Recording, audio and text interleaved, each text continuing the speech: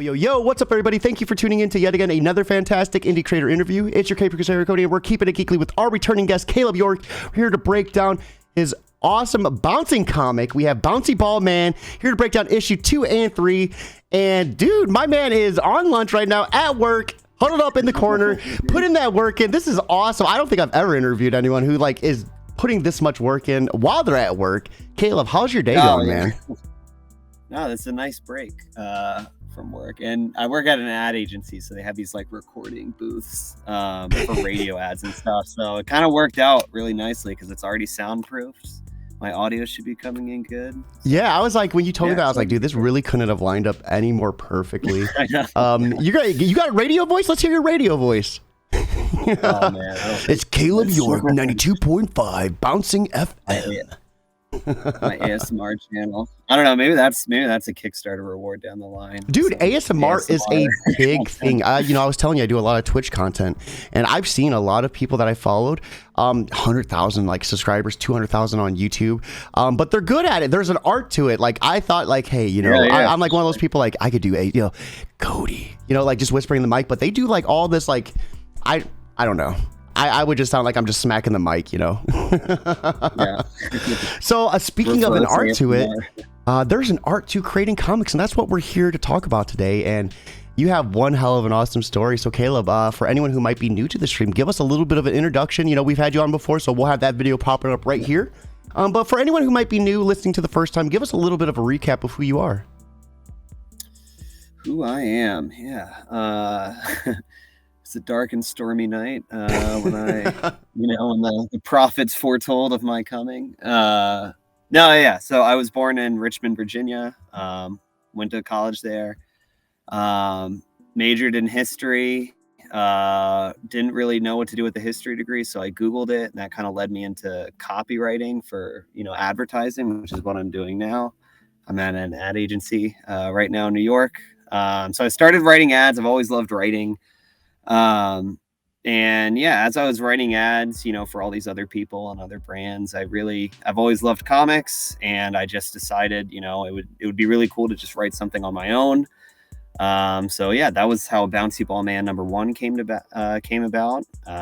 Met my artist, who's fantastic, Rick Alves on Reddit. There's a great subreddit, Comic Book Collab. I think a bunch of people on your show have been there. So that was last year. We launched the Kickstarter successfully. Came with these shirts here too. Hold on. Let me go ahead and give a zoom in, because that is awesome. That's gorgeous. I love the little the streaks coming off the body too. Oh yeah, no, I like that element a lot.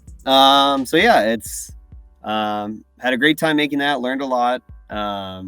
And then, Jan 2023 came by, and figured it was time to do the next 2 issues, which are on Kickstarter right now, number 2 and 3, continuing the story laid out in number 1.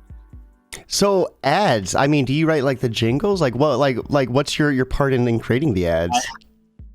I haven't written a jingle yet, although I've pitched a couple that have been. Is that the gold star of doing ads? Everyone's once you hit that jingle, you've done it. I think it used to be. Advertising, from what I've heard from people, has kind of changed a lot. He's looking to see if his supervisor's listening in. It used to be it was TV, radio, and print ads, and that was it, because those were the only mediums out there, billboards too. Mm-hmm. And then now with all this social stuff, advertising's kind of changed. So copywriters now, you're not just writing for those 3. You're writing Instagram posts, but you're also writing those YouTube ads, which are separate from TV ads. And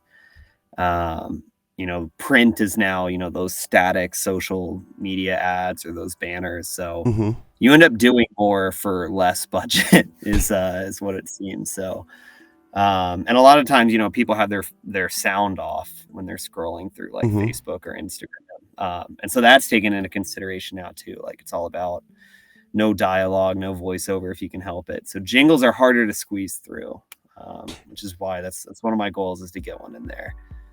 Hey, real quick, we have 2 Geeks Talking over on YouTube. Kurt, I don't know if you had the chance to sit down with him yet, but if you haven't, absolutely recommend him. He's awesome. He says, hey, all, what are Caleb's thoughts on AI and copywriting?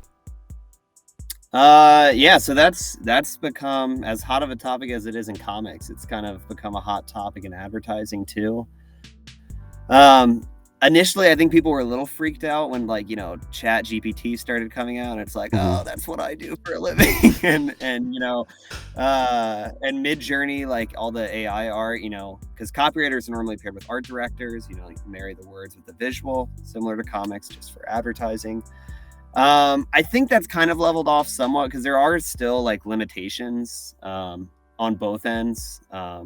Like AI copywriting or just writing in general is still pretty limited in terms of like humor and Hmm. like originality. Like it can only like ape other styles, which is like great. Like for when it comes to like, if you need to churn out like 50 email headlines, which I've had to do before, like that it's great for because they're all just like, variations Hmm. of something else. And our advertising president actually sent out this big email a while back that was like, hey, just so everyone knows, like we're aware that, AI is a thing. So feel free to use it. Like he gave us like his endorsement. So, but it's actually not like, even with that, it's not really used that frequently from what I've seen. Like I said, there's some stuff where you can like fill in gaps or like Hmm. if you need to show a reference image that you can't find on Google, like AI art's great because you could be like, give me a picture of a Volkswagen like in a desert with like a giant, I don't know, grizzly bear next to it or whatever. Yeah, yeah. So that's really nice when you need to like showcase ideas quickly and you can't find anything. And it's easier on the art directors because they don't have to mock anything up. Um, so yeah, in advertising, I think it's kind of like slowly being incorporated into just like another tool, which is kind of Hmm. how I see AI. Like even with comics, like I don't think it'll replace artists or writers really. And it definitely has like a lot of kinks to be ironed out, like as Yeah. is. But I think it's gonna be like, how digital art, when art on like tablets or stuff, like that was really controversial when that hit the scene.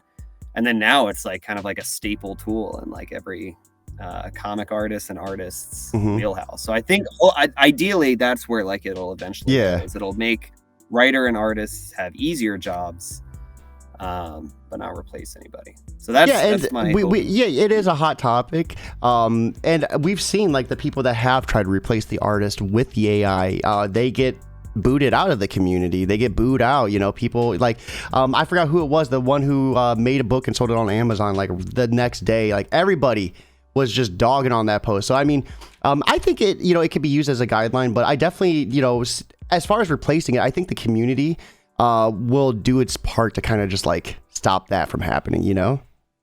Yeah, and it's like it's new technology, so like the morality and like the Hmm. legality of it is still like, I think, nuanced and to be determined because it's new. And legislation normally is like way behind when it comes to new technology. But yeah, like uh I think it definitely has a place in the future. I don't know what like that is. Um but yeah, I don't think right now as it stands, it's gonna replace, any writer or artist And as long as wholesale like the anyway. the Skynet version of AI that actually exists doesn't like get any like more Yeah, yeah, complicated, I think we're yeah. good. And if that if that happens, we're well, It's like you guys didn't watch Terminator. Why is this thing named this? Like, we have 2 Geeks yeah. Talking Awesome. Thanks for letting me know your thoughts on it. I was curious. Also saying he loves the comic as well. So, Bouncy Ball Man Oh, is thank about you. an aging stuntman who's just trying to pay the bills. An awesome concept. How did you create this from like ads? Like you said, the ads kind of like your love comics, working on ads kind of like fueled your way. Like, how did that happen? Yeah, so yeah, advertising definitely influenced it. But the first thing, I've told this story before. I took a cartooning class just like during the pandemic. There were a bunch of like online classes because everyone was online that you could get for super cheap. So I bought one for cartooning, and I'm still not a great artist or anything, but I wanted to get like a little better just to draw. Um, and there's this one exercise where it's like about drawing a bunch of circles, and I started seeing like in this exercise, like on my paper, there's like a little man figure in the circles, and I thought it'd be funny if it was like this giant circle man. And then that eventually, like, I kept drawing it, and that became like I guess the prototype of Bouncy Ball Man. So I thought it'd be funny if it was like a man in like a giant ball suit, but then I had to like think of a story, and I'm like, how would this come to light? And then I'm like, I bet there's an ad agency that would be stupid enough to actually put someone in a giant bouncy ball.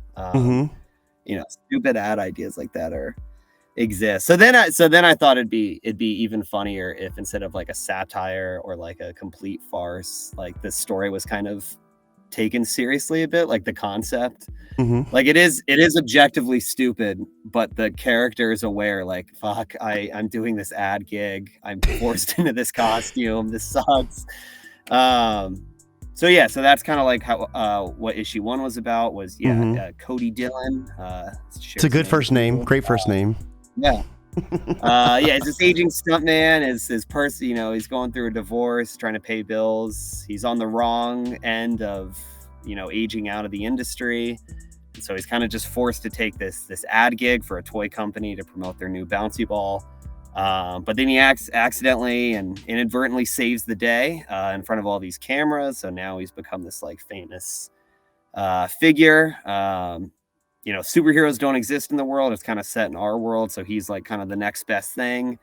And then issue 2 and 3 kind of follows from that, like how he's dealing with fame, him trying to, you know, reconnect with his family and the people around him a little bit, and still trying to temper his own ego, his own anger with this new life he has as this corporate, mascot / hero. A guy in a bouncy ball is out of this world to begin with, but I mean, it gets even wilder. He ends up fighting a kangaroo at some point. Like, where are we seeing this story go? I don't know. I seen an image on Kickstarter. It looks wild. I've had people ask about the kangaroo. I will say there is a kangaroo fight in the issue. I won't say, you know, between who or the exact circumstances, but if you want to see a kangaroo fight, feel free to pick up Bouncy Ball Man number 2. We have two. Go ahead. No, sorry, I cut you off. I was gonna say we have two geeks talking, taking 80s toys to the next level. Yeah, this kind of does give me the 80s toys like vibe. You know what I mean? Just the out of the world design and just a story to follow it. I love it. I think right now would be a perfect segue. Let's go ahead and pull up the Kickstarter and check out, you know, the campaign for issue 2 and 3.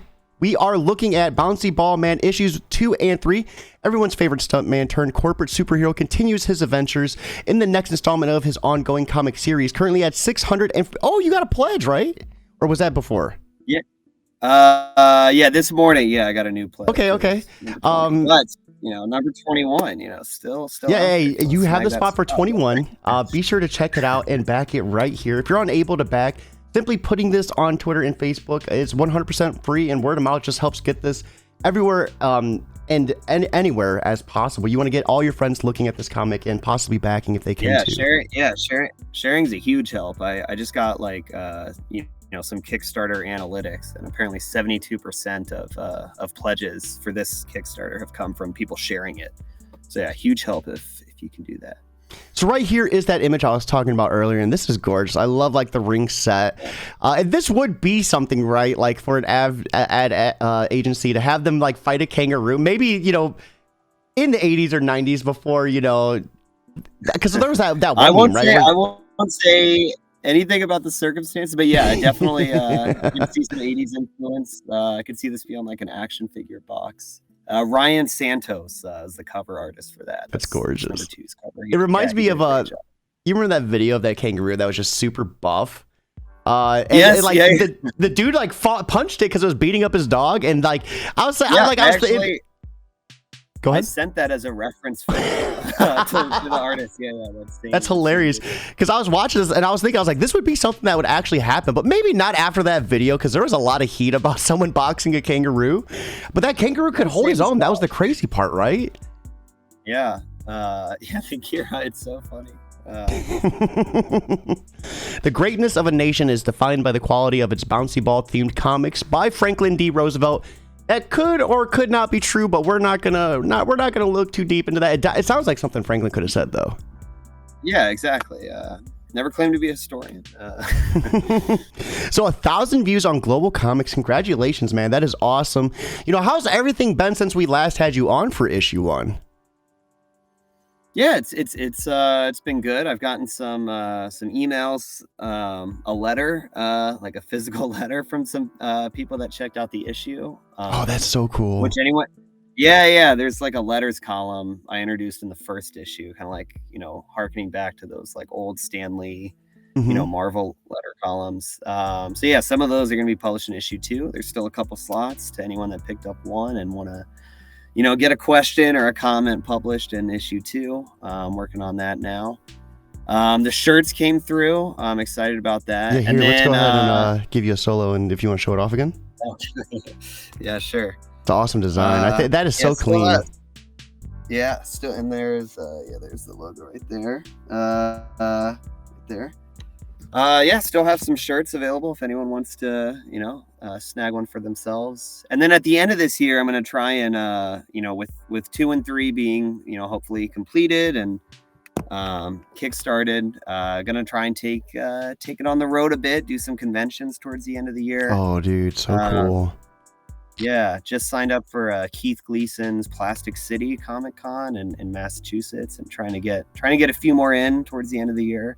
And see where that goes. I've never actually been to a comic convention before. Like, so I see the kangaroo in a bouncy ball right here, Caleb. I don't know. It seems like something crazy is going to happen in issue 2. I don't know. Very, very observant, I have to say. Yeah.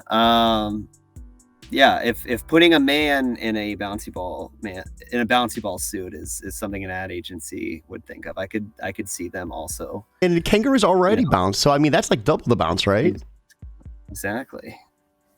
So let's give it. I can't give the name of the kangaroo. Robbie the Ricocheting Roo is the name of the kangaroo. Oh, I love that so much. I'm always a sucker for names like that, and dude, that is killer. So let's give a shout out real quick to the creative team involved. Yeah, so there's me. Same creative team as last time. We all did a great job. The only new addition is Ryan Santos, who did the cover. Does great paint work.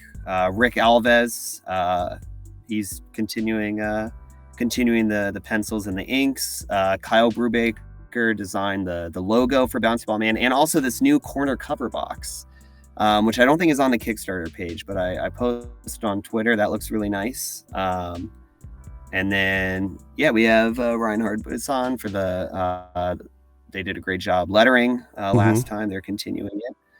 And then, of course, all the people that have backed so far, huge help in bringing this to life.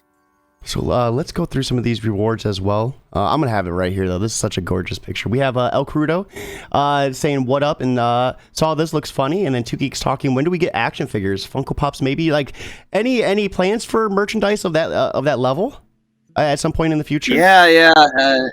Everyone always, I think you were the first one to bring up actual bouncy ball mans or bouncy balls as like a reward. And that is technically on here as like a stretch goal. I did find a spot that if we get a certain amount, it would be justifiable to get a big shipment of bouncy ball man branded bouncy balls. That's then so action cool. figures. I thought that'd be like a cool. Maybe for the next one, have that be like the ultimate tier of because I found some people on Etsy that like do a little like some small plastic sculpts for not too much, but they look pretty nice. No, I'm always a sucker for merchandise like that. Like, it's something about just being able to hold the physical item. Like, someone made me this Funko Pop. It's not like an official Keeping It Geekly Funko Pop, but they like back when I used to like just shave my hair and beard because I'd be so mad at like Soulsborne games, I would have like a stress level, and my logo was the Naruto theme, so they just put 2 and 2 together, and I like ever since then have loved this thing. You know what I mean? I always keep it, so I could only imagine having like little figurines of your OC character like that would be awesome. Yeah. No, just I think the first time it hit me that like I had actually made it was when the print issues came in. That was really cool, just like holding it. It felt like fake for like a long time. Let's go through some of these tiers real quick. So we have the Big Bouncer, $5. You get the digital copies of issue 2 and 3. So that's 2 comics for the price of 1. Holy crap! Yeah, that's an outstanding price right there. How many pages are each comic? 20. I think everyone has been 21 so far, including issue number 1. So 42 pages for which $5. I sent this out. Yeah, it's a pretty good deal. Yeah, that's a killer deal. Then we have I sent this out in it's a Bouncy Ball Man newsletter. If you want to be added to it, just hit me up at number 1 Caleb York at gmail.com. That's also how you can get a print copy of issue number 1 if you're looking to catch up or add to your print collection. Still have some print copies. I gotcha. We got the Pledge 10 or more, Bouncing to the Clouds. So you get the digital copy of the first, you get the digital copy second and 2, and then the printed postcard. Add 25 or more, Bouncing to the Moon. So you get the digital copies of the first 2, the printed postcard, and then the printed issues of 2 and 3. So 42 pages, 2 comics for $25. That is one hell of a deal. We have Bouncing to Mars. Caleb. Oh, and the postcard. So Bouncing to Mars, this seems like an awesome one as well. Give us a little bit about this one. Yeah, Bouncing to Mars, that's the $50 tier. You get everything you mentioned before, the print issues, the digital, the postcard. You also get a Bouncy Ball Man print, hang up, impress anyone who's coming over, just show off your cool, as well as a magnet you can put on your fridge. And then we have the Ultimate Bouncer at $100 or more. So you get all the previous tiers plus the t-shirt. Is that the t-shirt you're wearing right now? So no, that t-shirt, I do still have some t-shirts. These designs are from the first Kickstarter, and I'll be selling those at comic conventions. Mm-hmm. But yeah, this one will be a new shirt design. I gotcha. And then let's check out some of these stretch goals as well. So at 3,000, we have a variant cover for issue 3. At 3,500, actual Bouncy Ball Man bouncy balls for all backers. That's awesome. I love that. And then 4,000 colorized digital issues of all 3 Bouncy Ball Man stories. That has to be an awesome feeling for you, right? Like to get this in color if you hit that. Yeah, I mean, I always loved black and white anyway. Even more so because it's cheap now that I found that out. But yeah, it would be cool to colorize it. And if we hit 4,000, I do promise to attend a comic convention dressed in a Bouncy Ball Man costume of my own. So if you want to see me in a big giant yellow ball, feel free to share and back the project.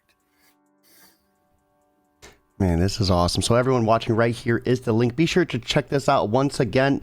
And it's the day after New Comic Book Day. Be sure to back. If you're unable to back, put this on Facebook, Twitter, anywhere you can. Word of mouth is 100% free. So, Caleb, you've been on the show. You know the drill. After taking a look at your Kickstarter, what would you say to anyone who might be on the fence about backing if you just had a few seconds to kind of convince them otherwise? Bounce off the fence. No, yeah. If you like kind of satire, action, comedy, family drama, kangaroos, I would say this issue has a little bit of everything that people can enjoy. The art's great, and from the people I've showed it to before, seem to really respond well to these 2 new stories coming out. And if you really need something to sweeten the pot, issue 2 is a cliffhanger that's resolved in issue 3. So twice the drama and intrigue. Ooh. And I had a chance to read some scripts. I'm not going to spoil anything, but you guys are not ready for how crazy this story is going to get. It's going to be awesome. Yeah, I will say if you liked 1 at all, it's number 2 and number 3. Amp up everything you liked about 1. Next so what's next for you in the future? Like, how long can we expect Bouncy Ball Man to be? I mean, I don't have any plans of stopping Bouncy Ball Man. I think this is probably going to be the only Kickstarter I do for this series anyway, for the year. Like I said, want to do some conventions towards the end of the year, and then once this is wrapped up, I'll probably have a couple months of just printing everything out, getting everything together to ship. I would like to try some new. I have some other ideas for comics, but I think yeah, every year or so, I'll probably at least my plan is to release at least 1 Bouncy Ball Man issue just to keep it going. That's so cool. Yeah, and then I've been entering like screenplay competitions too. So I think after this, I might take a break from comics for a couple months and just do those contests for a little bit. Lucasfilm, if you're listening, get back to my boy, right? Sure. He actually wrote. Well, he didn't. They did when I was like a kid. I wrote to Skywalker Ranch. I asked for George Lucas. I got a secretary, but she did send me a picture of Jango Fett. So in the mail. I remember I did the same thing for the Troy Aikman football club, Dallas Cowboys, when I was a kid, and I got a little signed picture and everything. Oh, like, really? Dude, as kids, like that shit is so cool, isn't it? Like you get it and you're like, oh my god, this is awesome. Yeah, dude, I love it. I love Cowboys it. Fan, huh? But I haven't watched sports in a long time. That was back when my parents used to force. No, I was about to say my condolences. They just got spanked in the playoffs. No, I know. So I'm Caleb, a Patriots fan. I can't talk. I didn't even make the playoff. Yeah, he's like, I didn't even want to enter this conversation. So Caleb, after kind of going through everything, I always love saving a little spot on the show for anyone who might be new listening. And, we asked you for some advice last time. We're going to ask you again for some advice this time around. So for anyone out there who is looking to really like just get going with their idea, and just kind of add some variety to it, maybe, kind of break the mold from the traditional comic book, like break the mold from the traditional superhero and kind of add their own spice of variety to it. What would be your advice for, achieving that? That's a great question. And everyone, in the comics community has been really great in answering those questions and giving me advice. But there was still like a big learning curve when I was starting of like just figuring out what to do. I would say, firstly, like write what you want to read. Don't try and be like, oh, I think, I don't know, like mutant bats are really in right now. So like, let me write a story about mutant bats to try and get like the most eyes on it or the most Kickstarter. Because if you don't want that story, it's going to reflect in the writing or the art. So keep it to something you would pick up at the comic book store if you saw it.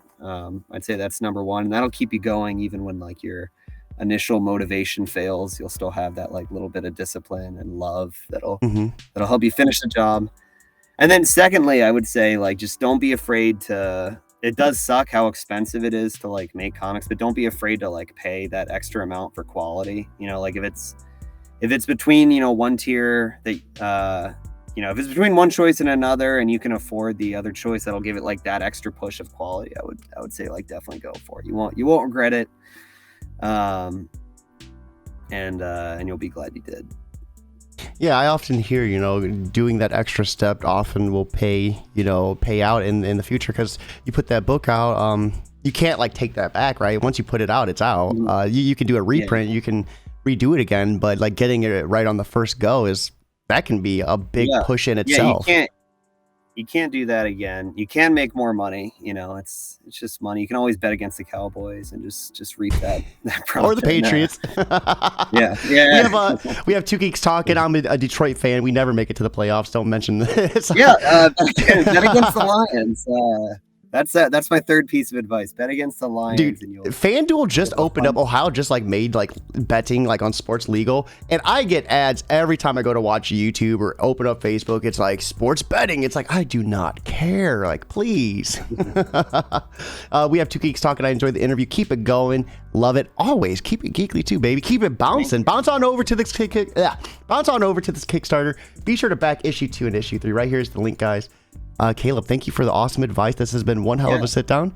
Everyone watching, I hope you have a lovely Thursday as well. Most importantly, guys, keep it geekly.